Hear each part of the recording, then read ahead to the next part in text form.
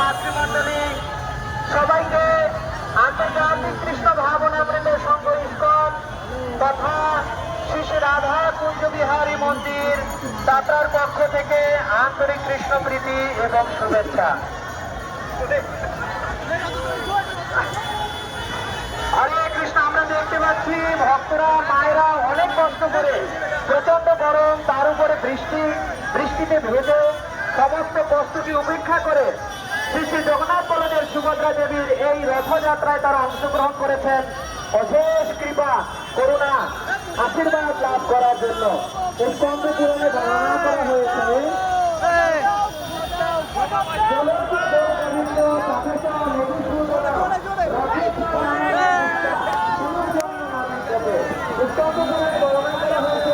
যদি কেউ রথে উপবিষ্ট জগন্নাথকে একবার দর্শন করে, রথের দড়ি স্পর্শ করে,